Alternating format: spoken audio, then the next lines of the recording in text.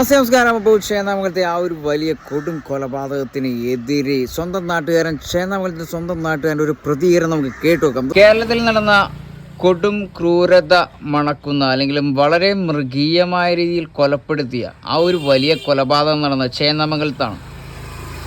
സ്വന്തം നാട്ടുകാരൻ എന്ന നിലയിൽ ആം ആദ്മി നേതാവ് എന്ന നിലയിലും എന്താണ് ചേട്ടന് പറയാനുള്ളത്? എന്താണ് ഇപ്പോൾ ഈ അടുത്ത ദിവസം തന്നെ ഇവിടെ തെളിവെടുപ്പിനായിട്ട് അദ്ദേഹത്തെ ആ കുടുംബത്തിലേക്ക് കൊണ്ടുവരുന്നുണ്ട്. അപ്പോൾ ഈ ജനരോക്ഷം എങ്ങനെയായിരിക്കും എന്ന് പറയാമോ?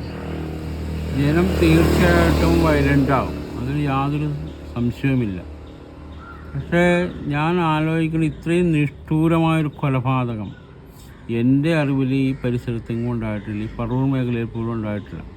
ചില ഒരു കത്തിക്കുത്തോ എന്തെങ്കിലുമൊക്കെ ഉണ്ടാകുന്നു എന്നല്ലാതെ ഇങ്ങനെ 4 പേരും കൊല്ലാൻ ശ്രമിച്ച് അതിമൃഗീയമായിട്ട് കൊല്ലാൻ ശ്രമിക്കുക എന്ന് വെച്ച് കഴിഞ്ഞാൽ ഈ പരിഷ്കൃത സമൂഹത്തിന് ഒരിക്കലും യോജിക്കാൻ കഴിയുന്നൊരു കാര്യമല്ലത്. നമ്മളൊക്കെ നല്ല രീതിയിൽ സമാധാനത്തോട് താമസിക്കുന്ന ജീവിക്കുന്നൊരു പരിഷ്കൃത സമൂഹമാണ്. വാസ്തവത്തിൽ ഞങ്ങൾക്കൊക്കെ ഇതൊരു മാനക്കേടായിട്ടുള്ള തോന്നുന്നു. കാരണം എന്ന് വെച്ച് കഴിഞ്ഞാൽ അത്രയ്ക്കും വിഷമം ഈ നാട്ടിൽ ഓരോരുത്തർക്കുണ്ട്. അവനെയൊക്കെ പരമാവധി ശിക്ഷ എത്രയും പെട്ടെന്ന് വാങ്ങിക്കൊടുക്കണം എന്ന് തന്നെയാണ് ഞങ്ങളുടെയൊക്കെ അഭിപ്രായം. ആളുകൾ വയലൻ്റ് ആവുന്നത് വേറെ കാര്യമുണ്ട്. എല്ലാ വീടുകളിലും ആളുകളൊക്കെ ഉണ്ട്, അവർക്കൊക്കെ സമാധാനത്തോടെ ജീവിക്കുന്നുണ്ട്. നാളെ ഇതുപോലെയുള്ള ക്രിമിനൽസ് വന്ന് എന്തെങ്കിലുമൊക്കെ ചെയ്താൽ ആരും ചോദിക്കാനും പറയാനുള്ള ധാരണ ഉണ്ടായിട്ടുണ്ടെങ്കിൽ അത് വലിയ പ്രശ്നമായിട്ടൊരു സാമൂഹ്യ വിപത്തായി തീരും. ശരിക്കും ചേന്നാമംഗലത്തിന് ഒരു വലിയ തലത്തിലായിരുന്നു മുഖച്ഛായ. പക്ഷേ ഈ ഒരു ചെറിയൊരു പ്രശ്നമല്ല, ഈ ഒരു വലിയ പ്രശ്നത്തിലൂടെ അതിൻ്റെ മുഖച്ഛായ തന്നെ വളരെ മോശവത്തായ രീതിയിലേക്ക് മാറിക്കൊണ്ടിരിക്കുകയാണ്. ചേന്നമംഗലത്തെ സംബന്ധിച്ച് വളരെയധികം വൈകൃതമായിട്ടും മറ്റെല്ലാ രീതിയിലും അറിയപ്പെടുന്നൊരു ഇതാണിത്. ഒരുപാട് നല്ല സാഹിത്യകാരന്മാരും മറ്റുള്ളവരും പത്രപ്രവർത്തകരും ഒക്കെ ഉള്ളൊരു നാടാണിത്. നല്ല നല്ല രീതിയിൽ പ്രവർത്തിക്കുന്നൊരു നാടാണ് സാംസ്കാരികമായിട്ട്. നമ്മളൊക്കെ വിചാരിക്കുന്നത് ഇങ്ങനെ കലയും സാഹിത്യമൊക്കെ ഉള്ളവർക്ക് കലാപങ്ങൾ ഉണ്ടാകില്ല എന്നാണ് വിചാരിക്കുന്നത്. പക്ഷേ ഇങ്ങനെയും ചില വിഷവിത്തുക്കൾ അല്ലെങ്കിൽ ഇങ്ങനെയുള്ള ആളുകൾ ഈ സമൂഹത്തിലുണ്ടായത് തന്നെ അത് മുളയിൽ നുള്ളാൻ നമുക്ക് മറ്റുള്ളവർക്ക് കഴിഞ്ഞില്ല. ഒരുപക്ഷെ ഞാൻ മനസ്സിലാക്കുന്നത് ഇവിടെ ശരിക്കൊരു നല്ല ആക്റ്റീവായിട്ടുള്ളൊരു പൗരസമിതിയൊക്കെ ഉണ്ടാകേണ്ടതായിരുന്നു. അതുണ്ടായില്ല. കുറേ റെസിഡൻസ് അസോസിയേഷനുകളുണ്ടെന്ന് പറഞ്ഞിട്ട് കാര്യമില്ല. വർഷങ്ങൾക്ക് മുൻപ് ഉണ്ടായിരുന്നു എന്ന് തോന്നുന്നു അല്ലേ? മുൻകാലങ്ങളിൽ ഇതെല്ലാം ഉണ്ടായിരുന്നു. ഇപ്പോൾ റെസിഡൻസ് അസോസിയേഷനുകളിലൊക്കെ ഞാൻ മനസ്സിലാക്കുന്നത് വെറും കടലാസ് സംഘടനകളാണെന്ന്. ശരിക്കും സ്വാർത്ഥതയ്ക്ക് വേണ്ടി മാത്രമാണ് ഇപ്പോഴത്തെ സഞ്ചാരം. കടലാസ് സംഘടനകൾ സ്വന്തം കാര്യത്തിന് വേണ്ടി മാത്രം. അതിലൊന്നും വലിയ ആക്റ്റീവായിട്ട് ഇടപെടാനോ അല്ലെങ്കിൽ അതിൻ്റെ ശരിക്കായിട്ടുള്ള ജാഗ്രതയോട് പ്രവർത്തിക്കാനോ കഴിഞ്ഞതായിട്ട് എനിക്ക് തോന്നുന്നു. ശരിക്കും സമൂഹത്തിന് നന്മയ്ക്ക് വേണ്ടി പ്രവർത്തിക്കുന്ന ഒട്ടനവധി നേതാക്കളുള്ള ഒരു നാടാണ് ശരിക്കും സംസ്ഥാനമാണ് കേരളം. പക്ഷേ ഇതേപോലുള്ള വിഷജന്തുക്കൾ അല്ലെന്നുണ്ടെങ്കിൽ ഇതേപോലുള്ള മൃഗീയമായ സ്വഭാവം ഉള്ള ആളുകളുണ്ടെങ്കിൽ നമ്മുടെ നാടിൻ്റെയും കേരളത്തിൻ്റെയും പേര് തന്നെ മോശവത്താക്കുന്ന രീതിയിലേക്ക് മാറിയിരിക്കും. അതിനെക്കുറിച്ച് വ്യക്തമാക്കാമോ? വ്യക്തമാക്കാം. തീർച്ചയായിട്ടും സാംസ്കാരികമായിട്ടും എല്ലാ രീതിയിലും ഉയർന്നു നിൽക്കുന്ന ഒരു വിദ്യാഭ്യാസപരമായിട്ടും കാര്യങ്ങൾ തിരിച്ചറിയാനുള്ള കാര്യങ്ങളെല്ലാമായിട്ടും മുന്നിട്ട് നിൽക്കുന്നൊരു സംസ്ഥാനമാണിത്. മറ്റുള്ള സംസ്ഥാനങ്ങളെ പോലെയല്ല ഇത്. അതിനും വേണ്ടും പല കാര്യങ്ങളും ഡെവലപ്പ് ചെയ്തിട്ടുള്ളൊരു സംസ്ഥാനമാണിത്. പക്ഷേ എന്തോ ഇങ്ങനെ സംഭവിച്ചു എന്നുള്ളതിന് നമ്മൾക്കൊരു പ്രഹേളികയായിട്ട് തോന്നുകയാണ്. എന്താണ് ഇങ്ങനെ സംഭവിക്കുന്നത്? ഇതിപ്പോൾ ഇങ്ങനെ സംഭവിക്കാൻ പാടില്ലാത്ത പല കാര്യങ്ങളും ഇങ്ങനെ പല ഭാഗത്തും കേൾക്കണം. അതെല്ലാം നമുക്ക് വലിയ വിഷമങ്ങൾ. പിന്നെ വേറെ കാര്യം, പണ്ടത്തെ പോലെ നിസ്സാര കാര്യത്തിൽ ആളുകൾ ചൂടാവുക, ഇങ്ങനെയുള്ള രീതിയാണ് വന്നിരിക്കുന്നത്. ഒരു ക്ഷമ ആളുകൾക്ക്. പുതിയ തലമുറ ശരിക്കും ലഹരിയുടെ ഒരു അടിമത്തത്തിലേക്ക് പോയിരിക്കുകയാണ് അല്ലേ? ലഹരിയിലേക്ക് ഒന്ന് ആഴത്തിൽ ഇറങ്ങി ചെന്നിരിക്കുന്ന ഒരു രീതിയിലാണ് ഇപ്പോഴത്തെ പുതിയ തലമുറ. തീർച്ചയായിട്ടും ലഹരിയിൽ അടിപ്പെട്ടു പോയിരിക്കുന്നത്. ഇപ്പം എൻ്റെ എല്ലാം ചെറുപ്പകാലത്തിൽ ഞങ്ങൾ ഒരു ഗ്ലാസ് വെറുതെ തെങ്ങും കള്ള് കുടിക്കണമെങ്കിൽ തന്നെ ഒളിച്ചും പാത്തും മറഞ്ഞും ഇരുന്നൊക്കെ തന്നെ കഴിക്കുകയുള്ളൂ. അല്ലാതെ ഒരു എവിടെയെങ്കിലും ഒരു ഇതിൽ പോയി ഇരുന്ന് കഴിക്കാൻ ഞങ്ങൾ ആരും പറ്റൂല, ധൈര്യം ഉണ്ടായിരുന്നില്ല. ഇപ്പം പബ്ലിക്കായിട്ടാണ്, എല്ലാം ഓപ്പൺ ആയിട്ടാണ്. ഇപ്പം എല്ലാം പബ്ലിക്കായിട്ട് അവരോട് നമ്മളെന്തെങ്കിലും ചോദിച്ചാൽ അവർ നമ്മളെ തട്ടിക്കളയുന്ന രീതിയിലുള്ള വർത്തമാനങ്ങൾ അവരും നമുക്ക് പ്രതീക്ഷിക്കുന്നു. അതായത് ഒരിക്കൽ ഇവിടെ ഒരു കടയിൽ ഇവിടെ വന്നിരുന്ന് എൻ്റെ ഈ കടയിൽ വന്നിരുന്നിട്ട് ഇവിടെ മേശയും ടേബിളൊക്കെ ഉണ്ടായിരുന്നല്ലോ. കുറച്ച് ചെറുപ്പക്കാർ വന്നിരുന്നിട്ട് കുപ്പിയും വെച്ചുകൊണ്ട് ഞങ്ങൾ ഇവിടുന്ന് മദ്യപിക്കട്ടെ എന്നൊക്കെ എന്നോട് ചോദിച്ചു. ഞാൻ പറഞ്ഞു പറ്റില്ല എന്ന് പറഞ്ഞതിൻ്റെ മാറ്റി നിങ്ങൾക്ക് വേറെ സ്ഥലമുണ്ട്, വേറെ അവിടെ പോയിരുന്നാൽ മതി. തീർത്തും ഞങ്ങൾക്ക് അങ്ങനെ കണിശമായിട്ട് പറഞ്ഞതിൻ്റെ പേരിൽ അവരോടൊന്ന് പോയി.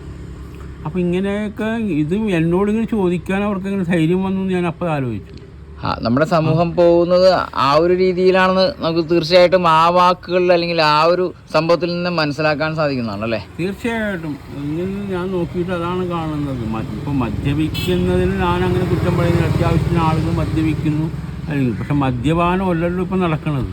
ശരിക്കും ADM അല്ലെങ്കിൽ സ്റ്റാമ്പ് ഇങ്ങനെയുള്ള അല്ലെങ്കിൽ ബ്രൗൺ അതിനേക്കാളും MDM ഇങ്ങനെയുള്ള അതിനേക്കാളും കലർന്ന രീതിയിലുള്ള ലഹരി വസ്തുക്കളാണ് ഉപയോഗിക്കുന്നത്. അതായത് മദ്യപിച്ച് കഴിഞ്ഞിട്ടുണ്ടെങ്കിൽ വളരെ മണിക്കൂറുകൾ മാത്രമേ നിൽക്കുള്ളൂ. ഈ മറ്റുള്ള ലഹരികൾ ഉപയോഗിച്ചാൽ ഒരു ദിവസം മുഴുവനും നിറഞ്ഞു നിൽക്കുന്നതാണ് ഏറ്റവും വലിയ പ്രശ്നം. അവരുടെ ആ ഒരു ചിന്താഗതിയെ മാറ്റിമറിക്കും. അല്ല, തീർച്ചയായിട്ടും ഞങ്ങൾക്കിത് ഈ ലഹരി വസ്തു ഉപയോഗിക്കുന്നവർ പറയും, എനിക്കതിനെപ്പറ്റി അറിയില്ല, ഉപയോഗിക്കുന്നവർ പറയുന്നത് നല്ല രീതിയിലുള്ള ഈ വസ്തു ഉപയോഗിച്ചുകൊണ്ട് എന്തും ചെയ്യാനുള്ളൊരു ധൈര്യം, അത് കൊലയോ എന്ത് വേണമെങ്കിലും ചെയ്യുക, ഏത് വേണമെങ്കിലും ചെയ്യാനുള്ള ധൈര്യം ആളുകൾക്ക് കിട്ടുമെന്ന് പറയണത്. എനിക്കറിയില്ല അതിനെപ്പറ്റി. ഞാൻ അങ്ങനെയുള്ള സാധനങ്ങളൊന്നും ഉപയോഗിക്കാറില്ല എന്നില്ല. ഇതാണ്. പക്ഷേ ഇത് എനിക്ക് തോന്നുന്നത് വേറെ കാര്യമുണ്ട്. നമ്മൾ ഈ ഫാസ്റ്റ് അല്ലെങ്കിൽ ഈ സ്പീഡായ യുഗത്തിൽ പല നാഗരികതയുടെ മോശമായ അംശങ്ങൾ ഇവിടെ കടന്നു വന്നുകൊണ്ടിരിക്കുന്നത് കൊണ്ട് ഈ ഏറ്റവും കൂടുതൽ ലഹരി വസ്തുക്കൾ ഉപയോഗിക്കുന്ന ഒരുപക്ഷെ ഇന്ത്യയിൽ തന്നെ കൊച്ചി നഗരമായിരിക്കും. അതിനോടൊരു പ്രാന്തപ്രദേശ നഗരമാണ് ഈ പറഞ്ഞ പറവൂര്. അതിൻ്റെ ഒരു ഭാഗം. പക്ഷേ ഇവിടെ ഈ ചേന്നമംഗലം ആണെങ്കിലും നാഗരികതയുടേതായിട്ടുള്ള ദൂഷ്യവശങ്ങളിലൂടെ ഉണ്ടെന്ന് തന്നെയാണ് ഞാൻ മനസ്സിലാക്കുന്നത് പല വിധത്തിലും. തീർച്ചയായിട്ടും കലാരംഗത്തിൻ്റെ ഒരു വലിയ ഉയർന്ന ഒരു തലത്തിലുള്ളൊരു എന്താ പറയുക, വളരെ ഉയർന്ന തലത്തിൽ തന്നെ നിൽക്കുന്ന ഒരു പ്രദേശമാണ് ചേന്നാമംഗലം എന്ന് പറയുന്നത്. പക്ഷേ ഈ ഒരു കൊലപാതകത്തിലൂടെ അതിൻ്റെ മുഴുവനായിട്ടുള്ള പേര് മാറ്റി മറച്ചതുപോലെ തോന്നിക്കുന്നു. അതെ, തീർച്ചയായിട്ടും അങ്ങനെയാണ്. ഇതിങ്ങനെയുള്ള പ്രശ്നങ്ങൾ നേരത്തെ ഉണ്ടായതുകൊണ്ട് മനസ്സിലായതിൻ്റെ പേരിലാണ് ഈ ഭാഗത്ത് 17 വർഷങ്ങൾക്ക് മുമ്പ് നമ്മൾ ക്ലബ്ബ് എന്നൊരു ക്ലബ്ബ് രൂപീകരിച്ചത്. ആ പേര് തന്നെ കൊടുത്തതിനും പ്രത്യേകതകളുണ്ടായിരുന്നു. ആ നമ്മൾ ക്ലബ്ബ് രൂപീകരിക്കുന്നത് വെച്ച് കഴിഞ്ഞാൽ യുവാക്കൾ വഴിതെറ്റി പോകരുത് മറ്റുള്ള രീതിയിലാണ് അന്ന് അതിൻ്റെ 3-4 വർഷക്കാലം ഭാരവാഹിയിരിക്കുകയും എല്ലാ വർഷവും ന്യൂ ഇയർ ആയിട്ടും മറ്റും കലാപരിപാടികൾ നടത്തുകയും എല്ലാം ചിട്ടയോടെ നടത്തപ്പെടുകയൊക്കെ ചെയ്തിരുന്നതാണ്. അതിപ്പോഴും ക്ലബ്ബുണ്ട് നിലവിൽ. പക്ഷേ എന്തുകൊണ്ടാണ് ഈ യുവാക്കൾ ഇപ്പം ഞാൻ നോക്കിയിട്ട് അന്നിരുന്ന പലരും തന്നെയാണ് ഈ ക്ലബിൻ്റെ ഭാരവാഹികളായിട്ടിരിക്കുന്നത്, നടത്തിപ്പുകാരായിരിക്കുന്നത്.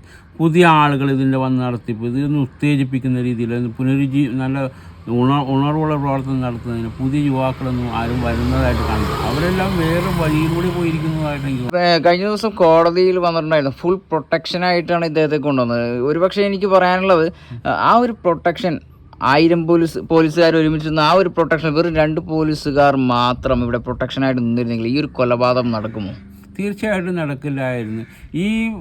ആ പരാതി അവിടെ ചെന്നപ്പോൾ തീർച്ചയായിട്ടും പോലീസ് വിളിച്ച് കർശനമായ താക്കീതും നിർദ്ദേശങ്ങളൊക്കെ നൽകിയിരുന്നെങ്കിൽ അത് അങ്ങനെ ഒരു കൊലപാതകം നടക്കും. 3 ജീവൻ നഷ്ടപ്പെടില്ലായിരുന്നു അല്ലേ? 3 ജീവൻ നഷ്ടപ്പെടില്ലായിരുന്നു എന്നാണ് എനിക്ക് തോന്നുന്നത്, കർശനമായ താക്കീത് നൽകിയിരുന്നെങ്കിൽ. ഇപ്പോൾ ആ ഒരു വീട്ടിലെ ആ ഒരു പയ്യൻ്റെ ഒരു നില എങ്ങനെയുണ്ട് അറിഞ്ഞായിരുന്നു അതിനെക്കുറിച്ച്? ഇപ്പോൾ കുറച്ച് ഭേദപ്പെട്ടിട്ടുള്ളതെന്ന് മാത്രമേ അറിയുന്നുള്ളൂ, വേറൊന്നും അറിയുന്നില്ല. പക്ഷേ എനിക്ക് പറയുന്നത് ആ ആൾ ജീവനോട് തിരിച്ച് വരണം എന്ന് തന്നെ കാരണം അയാൾ 1ാം സാക്ഷിയായിട്ട് വരുന്ന ഒരാളാണ്.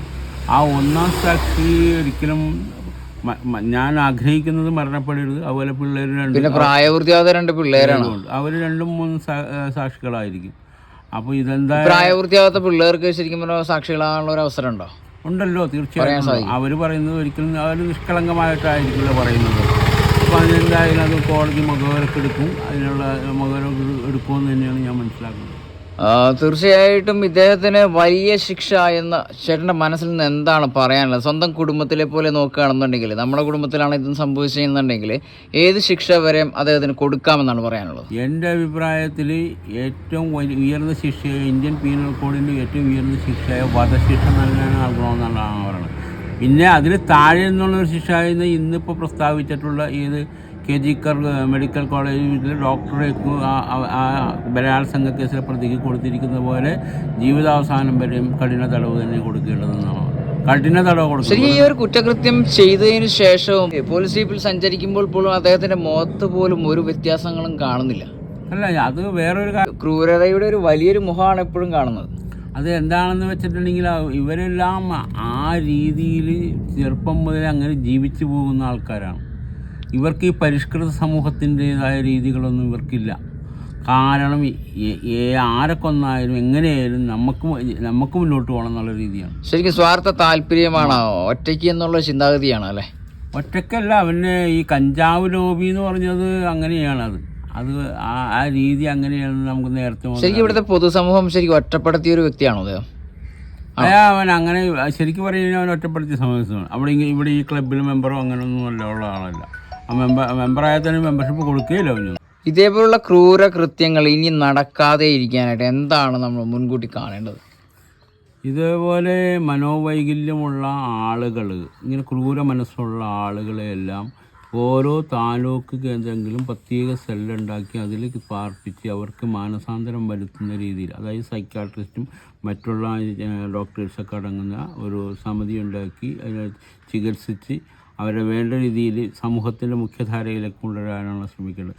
അവരിങ്ങനെ മനോവൈകല്യമുള്ളവർ ഓരോ വീടുകളിലും താമസിപ്പിക്കേണ്ടത്. അവർക്ക് അങ്ങനെ അതാണ് ചെയ്യേണ്ടത്. ശരിക്കും ഒറ്റപ്പെടുത്തലുകൾ ശരിക്കും ഒരു മനുഷ്യന്റെ മനസ്സ് തന്നെ തകർത്ത് കളയുന്ന രീതിയിൽ അതിൽ നിന്നും വ്യത്യസ്തമാവുന്നതിന് വേണ്ടിയല്ലേ ഇങ്ങനെ പറയുന്ന കേട്ടോ? അതെ, അവരെ നമ്മൾ ഈ മനോവൈകല്യമുള്ളൊരു വലിയ കുറ്റവാളിയായിട്ടല്ല ഞാൻ കാണുന്നത്. അവർക്ക് മനോവൈകല്യം അതൊരു രോഗമല്ല.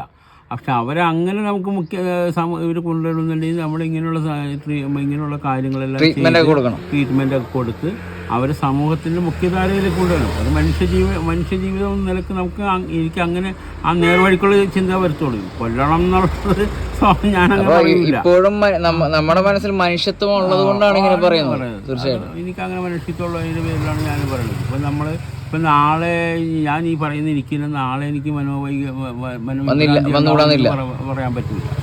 അപ്പം അത് ഞാനതാ കാണുന്നുള്ളൂ അതിനെപ്പറ്റി. പക്ഷേ ഈ ക്രൂരകൃത്യത്തിനോട് ഞാൻ ഒരിക്കലും യോജിക്കുന്നില്ല. ഇനി ഇതെന്നല്ല, എവിടെ ഉണ്ടായാലും ഞാൻ അതിനോട് യോജിക്കുന്ന ഒരാളല്ല.